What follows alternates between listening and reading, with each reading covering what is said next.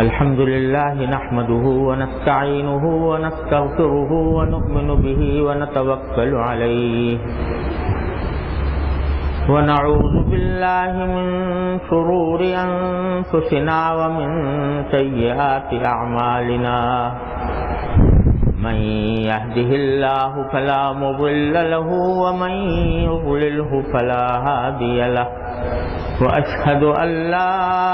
إله إلا الله وحده لا شريك له وأشهد أن سيدنا وسندنا ونبينا ومولانا محمدا عبده ورسوله صلى الله تعالى عليه وعلى آله وأصحابه وبارك وسلم تسليما كثيرا اما بعد. یہ حضرت حکیم الامہ قدس اللہ تعالیٰ سرہ نے ارشاد فرمایا کہ ایک دستور العمل ایسا بتلاتا ہوں کہ اس سے ایسے جرائم خفیف ہو جائیں گے. وہ یہ کہ اس میں دو برتاؤ کرنے چاہیے. ایک تو یہ کہ ہر روز توبہ کیا کریں. اب تو یہ غضب ہے کہ لوگ توبہ کی حقیقت نہیں سمجھتے.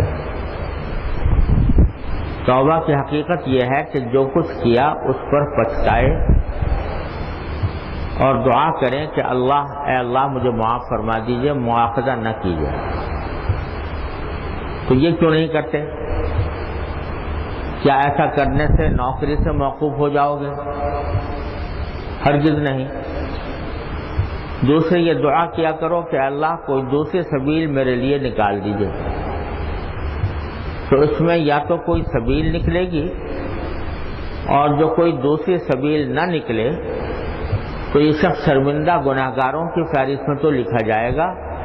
جری گناہگاروں کی فہرست میں نہیں لکھا جائے گا.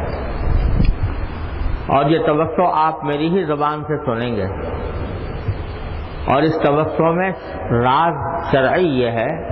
کہ اگر چھوڑنے پر مجبور کیا جائے تو شاید اس کو چھوڑ کر اس سے بھی زیادہ کسی گناہ شدید میں مبتلا ہو جائے.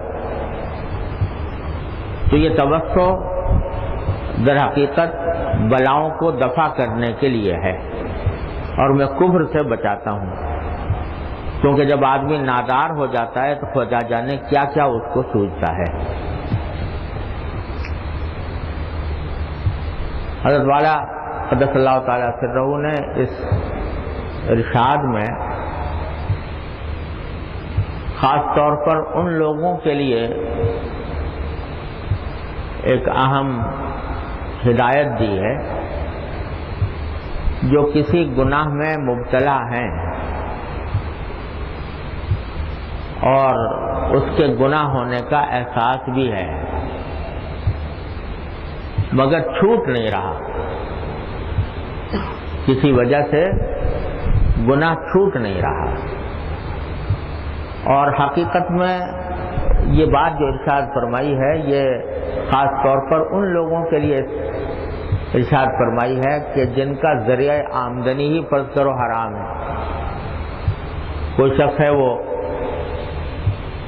اس کا کاروبار سود کا ہے اور سود ہی میں دن رات ملوث ہے، اسی کا کاروبار کر رہا ہے. آج کل اللہ بچائے بینکوں کے ملازمین ہیں تو اس میں یہی صورت ہوتی ہے کہ سارا کاروبار سود کا ہے، حرام کاموں کا ہے، اس میں آدمی پھنسا ہوا ہے. اب احساس تو پیدا ہو گیا کسی طرح کہ یہ گناہ ہے، لیکن چھوڑنے کی ہمت نہیں ہو رہی. وہ نوکری چھوڑنے کی ہمت نہیں ہو رہی. اس لیے نہیں ہو رہی کہ یہ خیال ہے کہ نوکری چھوڑ دوں گا تو کھاؤں گا کہاں سے. تو ویسے تو جو اس مجبوری کی وجہ سے کوئی حرام چیز حلال تو نہیں ہوتی، لیکن حضرت نے ایسے لوگوں کے لیے بھی ایک طریقہ تجویز فرمایا کہ اس طریقے پر عمل کرنے سے امید ہے کہ اللہ تبارک و تعالی اس کو یا تو چھڑوا دیں گے اور کوئی حلال ذریعہ آمدنی میسر آ جائے گا، یا کم از کم گناہ میں تخفیف ہو جائے گی، خفت ہو جائے گی۔ ویسے تو اگر کسی مفتی سے پوچھو بھائی یہ ملازمت حلال ہے حرام ہے، تو وہ فتویٰ کیا دے گا؟ حرام ہے۔ اور جب حرام ہے تو اس کو مطلب یہی ہے کہ فوراً چھوڑ دو۔ اور ایسے بعض اہمت والے بھی ہوتے ہیں کہ جو اللہ تعالیٰ کے اوپر بھروسہ کر کے چھوڑ دیتے ہیں کہ جو کچھ بھی گزرے گی گزر جائے گی، جب اللہ تعالیٰ نے ایک چیز کو حرام قرار دیا ہے تو ہم کیوں اس کے اوپر عمل کریں، فوراً چھوڑ دیتے ہیں۔ اللہ تعالیٰ ایسے لوگوں کے اوپر جو اللہ پر بھروسہ کر کے چھوڑتے ہیں، اللہ تعالیٰ ان کے لیے کوئی راہ نکال ہی دیتے ہیں۔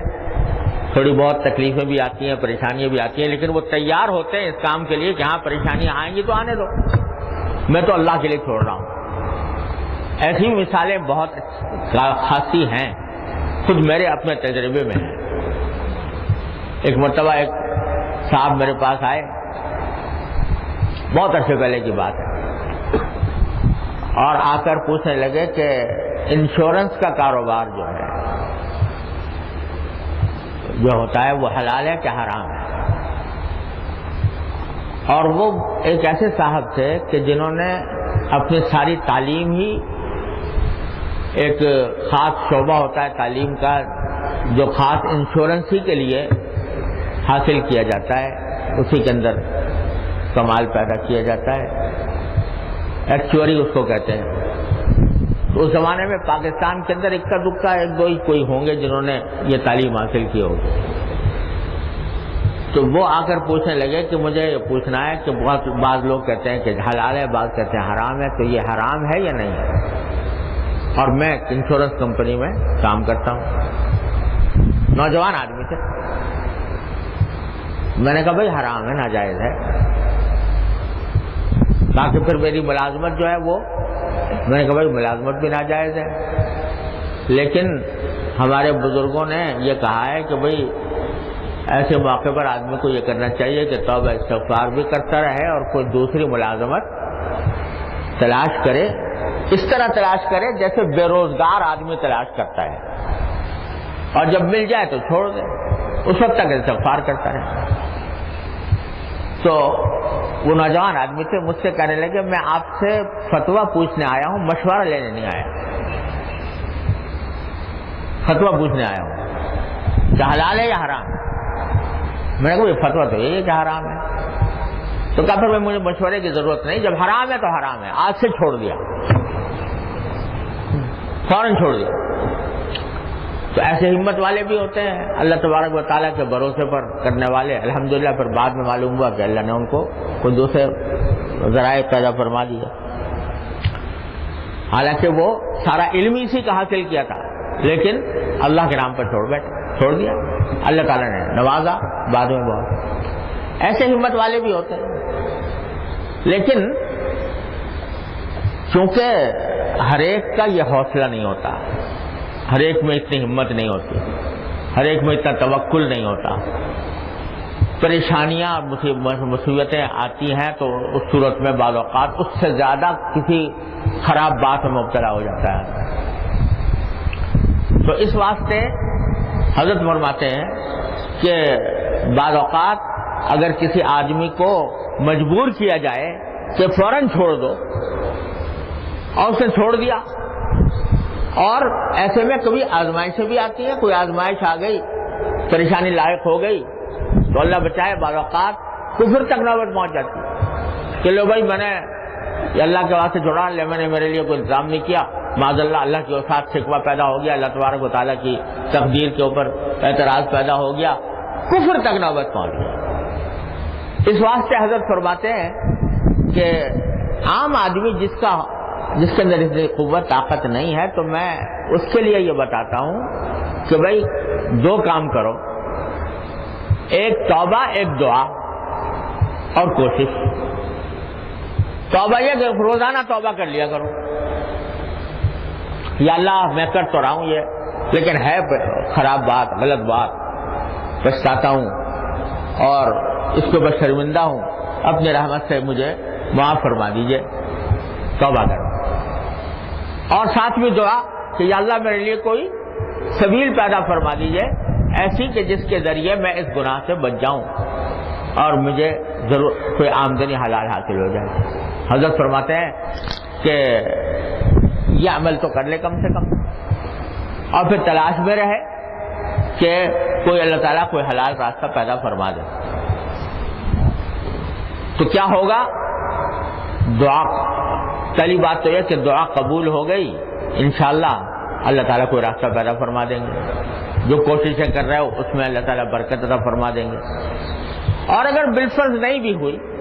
کوئی دوسری نہیں ملی، تب بھی گناہ گاروں کی دو قسمیں ہیں حضرت فرماتے ہیں۔ ایک گناہ گار وہ ہے جو جری ہے، ڈھٹائی کے ساتھ کر رہا ہے، اس کو گناہ کے گناہ ہونے کا احساس نہیں، گناہ کے اوپر کوئی شرمندگی نہیں، اور اللہ تعالیٰ کی طرف رجوع نہیں۔ یہ بڑے خطرناک گناہ ہے، اس کی معافی کی امید بہت کم ہے۔ لیکن ایک گناہ گار وہ ہے کہ گناہ تو کر رہا ہے لیکن ساتھ ہی شرمندہ بھی ہے، پچھتا بھی رہا ہے، اللہ تعالیٰ کے سامنے حاضر ہو کر معافی بھی مانگ رہا ہے کہ یا اللہ مجھ سے چھوٹ تو نہیں رہا لیکن میں معافی مانگتا ہوں، مجھے اپنے رحمت سے مجھے معاف فرما دیجیے۔ تو یہ دوسری قسم جو ہے گناہ کی یا گناہ گار کی، جو جری نہیں ہے گناہ کے اوپر، بلکہ وہ اللہ تبارک و تعالیٰ کے ساتھ طرف رجوع کر رہا ہے، تو شرمندہ گناہ گار ہے، شرمندگی کے ساتھ کر رہا ہے، تو اس ایسے گناہ میں بھی تخفیف ہو جاتی ہے اللہ تبارک و تعالیٰ سے۔ جو جری ہے اور ڈٹائی کے ساتھ کر رہا ہے، اللہ بچائے، اس کا عذاب سخت ہے، اور جو شرمندگی کے ساتھ کر رہا ہے تو اس کی گناہ میں، اس کے گناہ میں خفت آ جاتی ہے۔ لہذا حضرت فرماتے ہیں کہ اس میں کم از کم اتنا کرے آدمی کہ اللہ تعالیٰ کی طرف رجوع کرتا رہے اور توبہ کرتا رہے اور دعا مانگتا رہے، یا اللہ مجھے اس سے نکال دیجیے، اور کوشش بھی کرے، تو اس کے نتیجے میں اس کی ہر حالت میں یہ معاملہ خفیف ہوگا اس کے مقابلے میں جو بے دھڑک کیے جا رہا ہے۔ یہ بات تو حضرت نے فرمائی ہے ان لوگوں کے لیے جن کا ذریعہ آمدنی حلال نہیں ہے، ان کے سیاق میں فرمائی، لیکن یہ بات سچ ہے اور برحق ہے اور مفید ہے ہر قسم کے گناہوں کے لیے۔ گناہ اللہ بچائے ایک مصیبت ہے، اللہ تعالیٰ ہر مسلمان کو کی اس سے حفاظت فرمائے۔ اس کی بعض قسمیں تو ایسی ہوتی ہیں کہ جو محض بے دھیانی کی وجہ سے، توجہ نہ ہونے کی وجہ سے آدمی اسے مبتلا ہو رہا ہے، تو وہ تو آدمی کو چاہیے کہ فوراً چھوڑ دے، اس میں تو چھوڑنے میں کوئی دقت کوئی پریشانی نہیں ہے، ان کو تو فوراً ہی چھوڑنا چاہیے۔ لیکن بعض گناہ ایسے ہوتے ہیں کہ کسی وجہ سے انسان اس کو چھوڑ نہیں پا رہا، کوشش بھی اپنی ٹوٹی پھوٹی کوشش بھی کرتا ہے، اس پر شرمندہ بھی ہے، چھوڑنا بھی چاہتا ہے، تو اس کے لیے بھی حضرت فرماتے ہیں کہ یہ طریقہ مفید ہے کہ روزانہ توبہ کیا کرے، روزانہ استغفار کرے، اللہ تبارک و تعالیٰ کی بارگاہ میں حاضر ہو کہ اللہ مجھ سے چھوٹ نہیں رہا، اپنی رحمت سے مجھے معاف فرما دیجیے اور مجھے آئندہ چھوڑنے کی توفیق بھی عطا فرما دیجیے۔ اپنی طرف سے کوشش بھی میں بھی لگا رہے، عزم بھی کرے، ارادہ بھی کرے کہ آئندہ نہیں کروں گا، لیکن ساتھ ہی اللہ تعالیٰ کی طرف رجوع بھی کرے۔ تو یہ رجوع کرنے والا جو توبہ کیے جا رہا ہے روزانہ، اپنے اللہ تبارک و تعالیٰ کی بارگاہ میں استغفار بھی کر رہا ہے، اللہ تعالیٰ سے مغفرت بھی مانگ رہا ہے، تو یہ خالی نہیں جائے گا انشاءاللہ۔ یا تو ایک نہ ایک دن وہ گناہ چھوٹے گا اللہ تعالیٰ کی توفیق سے، یا کم از کم گناہ میں تخفیف ہوگی۔ اس لیے حضرت فرماتے ہیں کہ یہ روزانہ توبہ اور استغفار کرنے کا معمول بنانا چاہیے ہم سب کو، اس واسطے کہ کون ہے جو یہ کہے کہ میں بالکل گناہوں سے پاک ہوں۔ ہر ایک انسان سے کسی نہ کسی وقت کو نہ کوئی گناہ سرزد ہوتا رہتا ہے،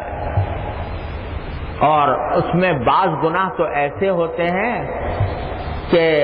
وہ اس لیے سرزد ہوتے ہیں کہ ان کے گناہ ہونے کا علم ہی نہیں، پتہ ہی نہیں کہ یہ چیز یہ کام گناہ ہے۔ ایسے بہت سے ہیں اور ہمارے معاشرے میں بہت پھیلے ہوئے ہیں۔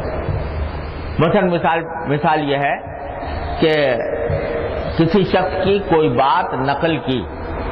کہ اس نے یوں کہا تھا، پچھلی بیان میں بھی میں نے عرض کیا تھا، اور اپنی طرف سے اس میں کوئی تصرف کر دیا، ٹھیک سے سنا نہیں، اور جب ٹھیک سے سنا نہیں تھا تو اس کو آگے بیان کرنا جائز نہیں تھا۔ آپ نے وہ ٹھیک سے نہ سن کر جو کچی پکی بات سنی تھی اس کو اپنی طرف سے اپنے الفاظ میں اس طرح کہہ دیا جو کہنے والے کی منشا کے خلاف تھا، اب دوسرے سے نقل کر دیا، فلاں شخص تو یہ کہہ رہا تھا۔ اب آپ نے یہ جو بات کہی اس میں کئی گناہ جمع ہو گئے۔ ایک گناہ غلط بیانی کا، کیونکہ جو بات آپ نے اس کی طرف منسوب کی ہے وہ حقیقت میں اسے نہیں کہی تھی، غلط بیانی۔ دوسرے بہتان، اگر وہ کوئی ایسی بات ہے کہ جس سے جو وہ اپنی طرف منسوب کرنا پسند نہیں کرتا تو بہتان ہو گیا، آپ نے اس کے سر ایک بہتان جوڑ دیا کہ اس نے فلاں بات کہی تھی۔ یہ دو گناہ جو بڑے بڑے کبیرہ گناہ ہیں وہ اس میں داخل ہو گئے۔ اور دن رات یہ ہوتا ہے کہ ہم لوگ کسی کی بات سن کر اس کو بعین ہی نقل کرنے کے بجائے اس کو اس طرح نقل کرتے ہیں جس سے اس کا مفہوم ہی بدل جاتا ہے، اور پتہ بھی نہیں ہو رہا کہ گناہ کر رہے ہیں، کسی کو احساس بھی نہیں ہوتا کہ میں نے کوئی گناہ کیا، بس چند گناہ سمجھ رکھے ہیں کہ یہ ہیں گناہ واقعتاً، اور اس قسم کی چیزوں کی طرف دھیان ہی نہیں ہوتا۔ تو بہت سے گناہ تو ایسے سرزد ہوتے رہتے ہیں جن کا پتہ ہی نہیں، علم ہی نہیں کہ یہ گناہ ہے، اور بعض ایسے ہیں کہ جن کے گناہ ہونے کا علم تو ہے مگر احساس ہی نہیں، کیونکہ زندگی بگٹک دوڑی جا رہی ہے غفلت کے عالم میں، کوئی پرواہ نہیں کہ کیا میں کہہ رہا ہوں اور کیا میں عمل کر رہا ہوں، اس کی طرف دھیان نہیں، توجہ نہیں، اس کی وجہ سے وہ گناہ سرزد ہو رہے۔ اور رات کو جب سونے کے لیے جاتے ہیں تو کوئی ہی اللہ کا بندہ ایسا ہوتا ہوگا جو جائزہ لیتا ہو کہ آج کے سارے دن میں نے جو عمل کیے ان میں کوئی گناہ ہوا یا نہیں ہوا۔ جب بستر پہ گئے سو گئے، کل کا دن گزر گیا، اسی طرح اگلا دن آ جائے گا اور اسی غفلت کے عالم میں گزر جائے گا، اسی طرح سو جائیں گے، اسی طرح اٹھ کے چلے جائیں گے۔ دھیان نہیں، توجہ نہیں، فکر نہیں کہ میں نے آج سارے دن میں کیا گناہ کیے تھے، اس کی طرف کوئی خیال ہی نہیں۔ اگر کسی کو فکر ہوتی، اللہ تبارک و تعالیٰ کے سامنے جوابدہی کا احساس ہو، تو وہ رات کو کم از کم سونے سے پہلے سارے دن کا جائزہ لے کے دیکھے تو صحیح کہ آج میں نے صبح سے لے کر شام تک جو زندگی گزاری ہے کس حالت میں گزاری ہے، اس میں کیا بات کہی ہے وہ جائز تھی یا ناجائز تھی، کیا عمل کیا ہے وہ جائز تھا یا ناجائز تھا۔ تو چونکہ فکر نہیں ہے لہٰذا گزرے جا رہے ہیں ایسے ہی۔ تو بہت سے گناہ ایسے ہیں، اور بعض وہ ہیں کہ جن کے گناہوں کا احساس ہے مگر ہمت نہیں ہو رہی چھوڑنے کی۔ ان سب گناہوں، سب طرح کے گناہوں کا حل یہ ہے کہ آدمی استغفار اور توبہ کی کثرت کرے۔ چلتے پھرتے اٹھتے بیٹھتے اللہ تعالیٰ سے استغفار کریں، یا اللہ میں آپ سے استغفار کرتا ہوں، معافی مانگتا ہوں جو کچھ بھی مجھ سے سجدہ ہوا. اور نبی کریم قربان جائیے نبی کریم سرور عالم صلی اللہ علیہ وسلم کی تعلیمات کے کہ آپ نے ایسی ایسی باتیں تعلیم و تلقین فرمائی ہمارے لیے کہ اگر واقعی عمل کر لیں تو ہمارے دل درد دور ہو جائیں. جہاں استغفار سکھایا کہ اللہ تعالیٰ سے معافی مانگو، توبہ کرو، وہاں استغفار کے ایسے الفاظ بھی تلقین فرمائے کہ جس سے سارے گناہوں کا احاطہ ہو جائے. مثلا کیا فرمایا کہ رب اغفر وارحم واعف عنا وتکرم وتجاوز عما تعلم انک تعلم ما لا نعلم انک انت الاعز الاکرم. یہ وہ دعا ہے عام طور سے جب صحیح کرتے ہیں عمرے میں یا حج میں صفا مروہ کے درمیان، تو ایک جگہ ایسی آتی ہے جہاں 2 ستون لگے ہوئے ہیں جس میں دوڑ ذرا نسبتاً دوڑ کے ان کو طے کیا جاتا ہے. تو اس وقت میں نبی کریم صلی اللہ علیہ وسلم سے منقول ہے کہ آپ یہ دعا کیا کرتے تھے. کیا؟ رب اغفر وارحم، اے اللہ میری مغفرت فرمائیے، مجھ پر رحم فرمائیے، اور واعف عنا وتکرم، اور ہمیں معاف فرما دیجئے، اپنا کرم ہم پر فرما دیجئے. وتجاوز عما تعلم، اور اے اللہ ان گناہوں سے درگزر فرمائیے، یعنی معاف فرما دیجئے ان گناہوں کو جو آپ کے علم میں ہیں، میرے گناہ جو آپ کے علم میں ہیں. فإنک تعلم ما لا نعلم، کیونکہ آپ وہ چیزیں جانتے ہیں جو ہم نہیں جانتے. تو یہ تلقین فرمائی کہ جب استغفار کرو تو ان گناہوں سے بھی کرو جن کے گناہ ہونے کا تمہیں علم ہے، اور ان گناہوں سے بھی کرو جن کے گناہ ہونے کا تمہیں علم نہیں، اللہ تعالیٰ کو علم ہے. تو یہ اگر آدمی روزانہ یہ اہتمام کر لے کہ یا اللہ پتہ نہیں مجھ سے کتنے گناہ ہوتے ہوں گے، یہ ہوئے ہوں گے، اے اللہ اپنے فضل و کرم سے سب معاف فرما دیجئے، وہ گناہ بھی جن کا گناہ ہونا میرے علم میں ہے، اور وہ گناہ بھی جن کا گناہ ہونا میرے علم میں نہیں، اپنی رحمت سے معاف فرما دیجئے. اس کا اہتمام کر لیں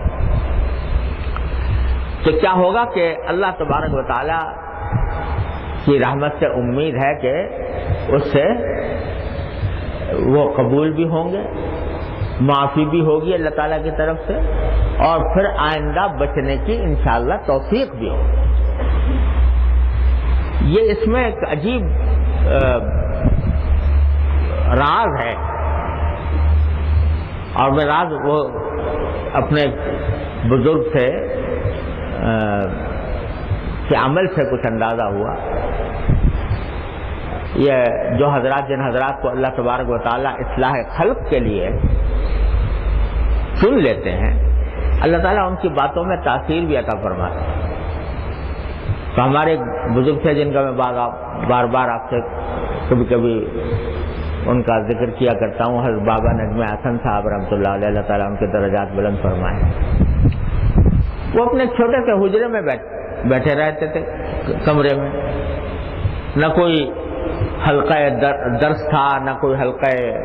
مریدین تھا، وہاں بیٹھے رہتے تھے. لیکن لوگ آتے تھے حضرت کی خدمت میں، تو جو ایک مرتبہ آ گیا تو اس کو کچھ نہ کچھ بات کان میں ڈال دیتے تھے. تو ایک صاحب ایک مرتبہ ایک نوجوان تھا بالکل آزاد قسم کا، جیسے آزاد نوجوان ہوتے ہیں کہ کسی کوئی فکر ہی نہیں ہے، آخرت کی بھی فکر نہیں، دین کی بھی فکر نہیں، ہو سکتا ہے نماز روزے کی بھی فکر نہ ہو، آزاد آدمی. وہ آ گیا کسی مقصد سے، کوئی صاحب حضرت کے پاس آئے تھے، شاید غالباً ایسا ہوا تھا کہ وہ اپنا قلم ولم چھوڑ گئے تھے، کوئی حضرت کے پاس آئے تھے اپنا قلم چھوڑ گئے تھے، اپنے بیٹے کو بھیج دیا یا کسی نوجوان کو بھیج دیا کہ بھائی جا کے وہاں سے میرا قلم لے آؤ. یہ قلم لینے آ گئے. تو اس لیے نہیں آیا تھا کہ حضرت سے کوئی استفادہ کرے گا یا حضرت کی کوئی نصیحت سنے گا یا حضرت کی کوئی بات سنے گا یا کوئی اپنی اصلاح کرائے گا. ایسے ہی باپ نے بھیج دیا یا اس نے کسی آدمی نے کہ جا کے قلم لے آؤ، تو وہ قلم لینے کے لیے حضرت کے پاس پہنچا کہ حضرت وہ میرے فلاں بھول گئے تھے، وہ دے دیجیے۔ حضرت نے وہ قلم تو دے دیا اور کہا بیٹا ایک بات سن لو۔ تو وہ بیٹھ گیا کہ دیکھو لوگ دین کو بہت مشکل سمجھتے ہیں، دین پر عمل کرنے کو لوگ بہت مشکل سے، ارے کچھ بھی مشکل نہیں ہے، بس رات کو بیٹھ کے توبہ کر لیا کرو، رات کو بیٹھ کے توبہ کر لیا کرو، بس یہ ایک بات اس کے کان میں ڈال، رات کو بیٹھ کے توبہ کر لیا کرو۔ اللہ والے کے دل سے نکلی ہوئی بات پتہ نہیں کس اخلاص کے ساتھ، کس درد کے ساتھ فرمائی تھی، اس کے اوپر نوجوان کے اوپر اثر ہو گیا۔ اور بعد میں اب قدیم زمانے کی بات ہو گئی، مجھے تفصیلات بھی پوری طرح یاد نہیں رہی، لیکن اتنی بات یاد ہے کہ اس ایک جملے نے اس نوجوان کی گایا پلٹ دی اور انقلاب آ گیا۔ اس نے پتہ نہیں کس انداز سے حضرت نے یہ بات فرمائی ہوگی کہ اس کے دل میں اتر گئی، اس نے عمل کیا ہوگا اس کے اوپر، توبہ روزانہ کرتا ہوگا، اللہ تبارک و تعالیٰ کی بارگاہ میں حاضر ہوگا، بس اس کے نتیجے میں کایا پلٹ گئی، زندگی بدل گئی، اور دین کی فکر، دین کا احساس، دین کے اوپر عمل کی توفیق اللہ تعالیٰ کی طرف سے عطا ہوگا۔ تو یہ جو حضرت فرما رہے ہیں ایسی معمولی بات نہیں ہے کہ روزانہ توبہ کر لیا کرو، یہ معمولی بات اس لیے نہیں ہے کہ توبہ کے معنی کیا ہے ذرا سمجھیے۔ توبہ کے جو لفظی معنی ہے لغت میں اگر دیکھو، تابہ یتوب، اس کے لفظی معنی ہوتے ہیں لوٹنا، لوٹنا۔ تو لوٹنے کے معنی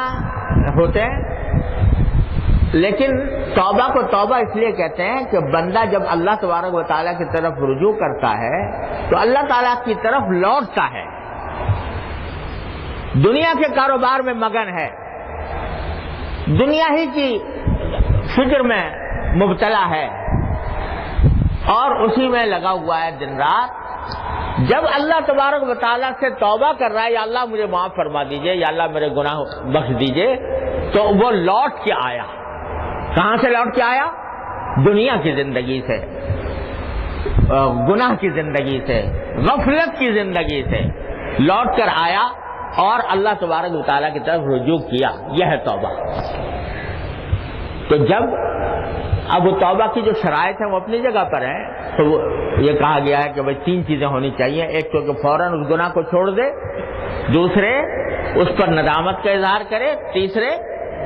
آئندہ نہ کرنے کا عزم کرے، یہ اپنی جگہ۔ لیکن اگر فرض کرو کوئی ان سب باتوں سے ماورا ہو کر یہی کہہ رہا ہے کہ یا اللہ مجھے معاف فرما دے، یا اللہ مجھے معاف فرما دے، یا اللہ مجھے معاف فرما دے، یہ کہہ رہا ہے تو یہ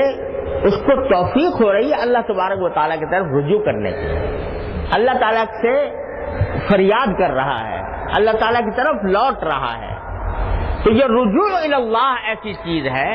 کہ جب یہ رجوع اللہ بار بار ہوگا تو اس کے نتیجے میں اللہ تعالیٰ کے ساتھ تعلق مضبوط ہوگا،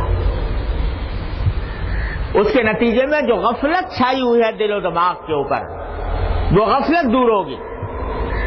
اس میں کمی آئے گی اور رفتہ رفتہ وہ دور ہوگی، اللہ تعالیٰ کی طرف رجوع کا جذبہ بڑھے گا، اللہ تعالیٰ کے ساتھ تعلق مضبوط ہوگا، اور سارے گناہوں کی جڑ ہوتی ہے اللہ تعالیٰ کے تعلق کا کمزور پڑ جانا۔ جب یہ تعلق مضبوط ہوگا تو اس کے نتیجے میں لازماً انشاءاللہ ایسا ایک وقت آئے گا کہ اس رجوع اللہ کے نتیجے میں، تعلق مع اللہ کی مضبوطی کے نتیجے میں وہ چھوڑ دے گا وہ اس گناہ کو چھوڑ دے گا۔ یہ اللہ تبارک و تعالیٰ کی سنت چلی آتی ہے۔ اور اگر فرض کرو خدا نہ کرے رہا تو کم از کم اللہ تعالیٰ کی بارگاہ میں کہہ تو سکے گا یا اللہ میں توبہ کرتا تھا، استغفار کرتا تھا اور دعا بھی مانگتا تھا کہ یا اللہ مجھے چھڑوا دیجئے، تو میں آپ کی طرف رجوع کرتا تھا، اس واسطے مجھے عذاب نہ دیجیے، مجھ سے مواخذہ نہ فرمائیے، یہ کہنے کی پوزیشن میں تو ہوگا کم سے کم۔ لیکن عادت اللہ یہ ہے کہ وہ پھر چھوٹتا ہی ہے۔ اسی لیے حدیث میں آیا، ایک حدیث ہے جو بڑی عجیب و غریب ہے، حدیث ابو داؤد کی، کہ رسول کریم صلی اللہ علیہ وسلم نے ارشاد فرمایا کہ ما اصر من استغفر ولو عاد فی اليوم 100 مرہ، او کما قال صلی اللہ علیہ وسلم، کہ جو آدمی استغفار کر رہا ہو، استغفار کرنے کا عادی بنا ہوا ہو، مغفرت مانگ رہا ہو کثرت سے، تو وہ گناہ پر اصرار کرنے والوں میں شمار نہیں ہوتا۔ وَإِنْ عَادَ فِي الْيَوْمِ 100 مرہ، چاہے دن میں 100 مرتبہ اس نے گناہ دوبارہ کیے ہوں، پھر بھی اس کو اصرار کرنے والوں میں شمار نہیں کرتا اللہ تعالیٰ۔ یہ در حقیقت یہ حدیث جو ہے تفسیر ہے اس آیت کریمہ کی، جس میں قرآن کریم میں اللہ تبارک و تعالیٰ نے ارشاد فرمایا وَالَّذِينَ إِذَا فَعَلُوا فَاحِشَةً أَوْ ظَلَمُوا أَنفُسَهُمْ ذَكَرُوا اللَّهَ فَاسْتَغْفَرُوا لِذُنُوبِهِمْ وَمَنْ يَغْفِرُ الذُّنُوبَ إِلَّا اللَّهُ وَلَمْ يُصِرُّوا عَلَى مَا فَعَلُوا وَهُمْ يَعْلَمُونَ۔ یہ قرآن کریم کی آیت ہے۔ کیا اللہ تعالیٰ کی رحمت کا عجیب و غریب بیان ہے اس آیت کریمہ میں۔ یہ بیان ہو رہا ہے ہم جیسے گناہگاروں کا، کہ یہ وہ لوگ ہیں کہ الذین اذا فعلوا فاحشۃ، اگر یہ کوئی بے حیائی کا کام کر بیٹھے، او ظلموا انفسہم، اپنی جان پر ظلم کر لیا کوئی گناہ کر کے، الذین فعلوا فاحشۃ او ظلموا انفسہم ذکروا اللہ، تو گناہ کرنے کے بعد غفلت کی حالت میں بے دھڑک نہیں چلے جاتے، بلکہ پھر اللہ کو یاد کرتے ہیں، اللہ کو یاد کر کے فاستغفروا لذنوبہم، اور اپنے گناہوں کی معافی مانگتے ہیں۔ اور بیچ میں کیا خوبصورت جملہ متحدہ فرمایا وَمَن يَغْفِرُ الذُّنُوبَ إِلَّا اللَّهُ، اور اللہ کے سوا کون ہے جو ان کے گناہوں کو معاف کرے۔ یہ جملہ متحدہ بیچ میں کتنے خوبصورت طریقے سے اللہ تعالیٰ نے بیچ میں وَمَن يَغْفِرُ الذُّنُوبَ إِلَّا اللَّهُ، اور پھر وَلَمْ يُصِرُّوا عَلَى مَا فَعَلُوا، اور جو کچھ کیا تھا انہوں نے گناہ کا کام، اس پر اصرار نہیں کرتے، یعنی سینہ زوری نہیں کرتے کہ اس کو صحیح ثابت کرنے کی کوشش کریں، اس کو کہیں کہ یہ تم ٹھیک ہے، یا اس کے بارے میں کوئی اس کا دھیان ہی نہ کریں۔ لم یصروا علی ما فعلوا وہم یعلمون، جانتے بوجھتے وہ اصرار نہیں کرتے۔ تو اس میں اللہ تعالیٰ نے بتایا کہ جو کبھی کبھی گناہ کر لیتا ہے، اس سے سرزد ہو گیا اور پھر اللہ کی طرف رجوع کر لیا، اس نے استغفار کر لیا، تو اللہ تعالیٰ نے ایسے لوگوں کو کی بھی فی الجملہ یہ تعریف کے پہلو میں ان کا ذکر فرمایا ہے، لیکن کہا کہ اصرار نہ کریں۔ اصرار کرنے کو فرمایا کہ وہ گویا وہ بہت بری بات ہے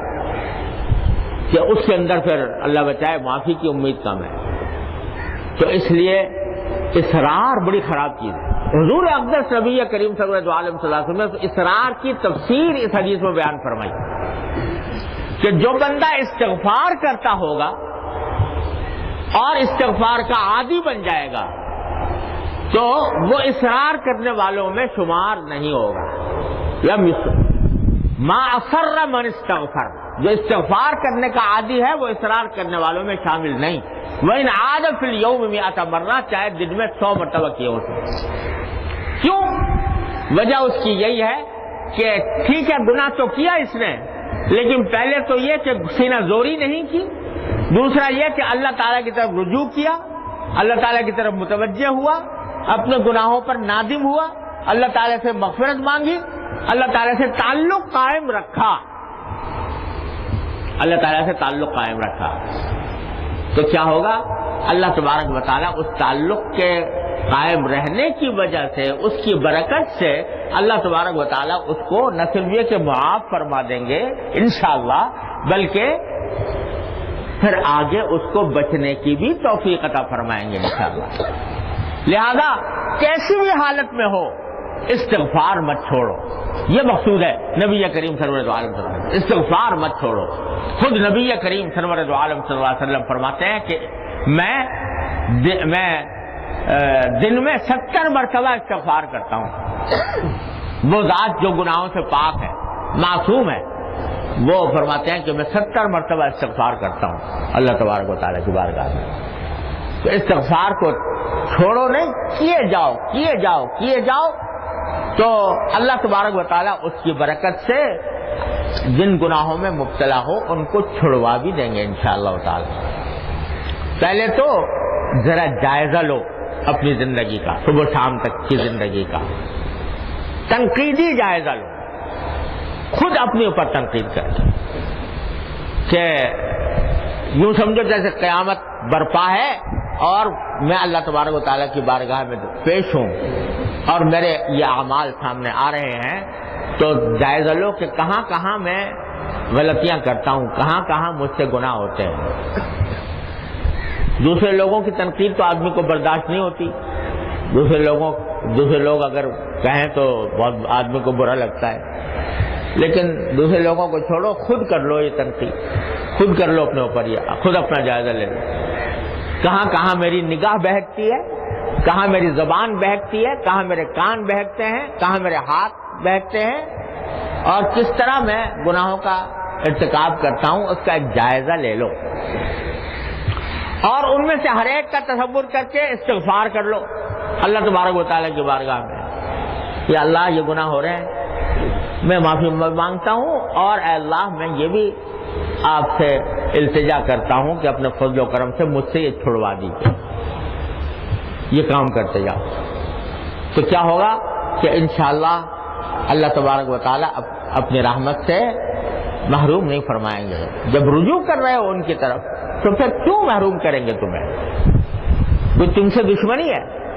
ما یفعل اللہ بعذابکم ان شکرتم وآمنتم، اللہ تعالیٰ کیسے پیارے انداز میں فرما رہے ہیں، اللہ تمہیں عذاب دے کے کیا کرے گا، یہ قرآن کے الفاظ ہیں، عذاب دے کے کیا کرے گا اگر تم شکر سے کام لو اور ایمان سے کام لو۔ تو کوئی دیکھو، ایک فرض کرو ماں باپ ہیں اور ان کا بچہ شریر ہے، ایک شریر بچہ وہ ہے کہ جو شرارت میں غرق ہے، کبھی اس کو ماں باپ سے معافی مانگنے کی بھی توفیق نہیں ہوتی، اور ایک وہ ہے جو شرارت تو کرتا ہے، کچھ غلطیاں کرتا ہے، لیکن جب غلطی کرتا ہے ابا اماں سے آ کے معافی مانگتا ہے کہ جی مجھ سے آج یہ غلطی ہو گئی، مجھے معاف کر دو، مجھے معاف کر دو، کیے جا رہا ہے مگر ساتھ میں معافی بھی مانگے جا رہا ہے۔ تو کوئی باپ کوئی ماں ایسے بچے کو اس طرح دھتکارے گی نہیں، اس کو پیار سے محبت سے اس کے ساتھ معاملہ کرے گی، اور اگر اس کے بس میں ہے اس کی وہ عادتیں چھوڑانا، وہ چھڑا دے گی۔ تو اللہ جل جلالہ جو ماں باپ سے کہیں زیادہ مہربان ہے، وہ اپنے استغفار کرنے والے بندوں کو اس طرح بے یار و مددگار نہیں چھوڑ سکتے، وہ ضرور انشاءاللہ اس کو توفیق عطا فرمائیں گے۔ تو اس کا وسیلہ بنا لو، استغفار کثرت سے کرنا۔ اسی لیے ہمارے بزرگوں نے جہاں جو معمولات بتائے ہیں ان میں استغفار کی ایک تسبیح بھی شامل ہے اس وقت۔ لیکن یاد رکھو، ایک استغفار کی تسبیح تو معمول کے طور پر ہوتی ہے، اس میں بعض اوقات دھیان بھی نہیں جاتا، خیال بھی نہیں ہوتا، لیکن چلتے پھرتے اٹھتے بیٹھتے استغفار کی عادت ڈالو، اور رات کو سونے سے پہلے اللہ تبارک و تعالیٰ کی بارگاہ میں کہ یا اللہ صبح سے لے کر شام تک جو میرا وقت گزرا ہے اس میں نہ جانے کتنے گناہ مجھ سے ہوئے ہوں گے، اے اللہ اپنے فضل و کرم سے مجھے معاف فرما دیجئے اور ان سے آئندہ بچنے کی توفیق عطا فرمائے۔ یہ استغفار کر کے اللہ تعالیٰ کی طرف رجوع کر کے سو جاؤ۔ ہمارے حضرت فرماتے تھے کہ اس طرح کر کے سو گئے، اگر بالفرض اسی حالت میں دنیا سے رخصت ہو گئے، اللہ تعالیٰ کے وہاں پہنچ گئے، انشاءاللہ سیدھے جنت میں جاؤ۔ اللہ تبارک و تعالیٰ اپنے فضل و کرم سے ہم سب کو اس پر عمل کی توفیق عطا فرمائے۔ اللهم صل على سيدنا مولانا محمد وعلى ال محمد كما صليت على ابراهيم وعلى ال ابراهيم انك حميد مجيد۔ ربنا ظلمنا انفسنا وان لم تغفر لنا وترحمنا لنكن من الخاسرين ربنا آتنا في الدنيا حسنة وفي الآخرة حسنة وقنا عذاب النار. یا اللہ اپنے فضل و کرم سے ہمارے تمام گناہوں کو معاف فرما دے. یا اللہ ہماری مکمل مغفرت فرما, ہماری شامت اعمال کو اپنے فضل و کرم سے دور فرما. یا اللہ تمام حاضرین و حاضرات کو ان کے تمام جائز مقاصد میں اپنے فضل و کرم سے کامیابی عطا فرما. جن جن لوگوں نے ہم سے جس دعا کے لیے کہا ہے یا اللہ اپنی رحمت سے اس دعا کو پورا قبول فرما لیجئے, اس کی مراد پوری فرما دیجئے. یا اللہ اللہم انا نسألک من خیر ما سألک منه عبدک و نبیک سیدنا محمد صلی اللہ علیہ وسلم ونعوذ بک من شر ما استعاذک منه عبدک و نبیک سیدنا محمد صلی اللہ علیہ وسلم. ربنا تقبل منا انک انت السمیع العلیم وتب علینا انک انت التواب الرحیم. وصلی اللہ تعالی علی خیر خلقہ سیدنا مولانا محمد وعلی آلہ واصحابہ اجمعین آمین.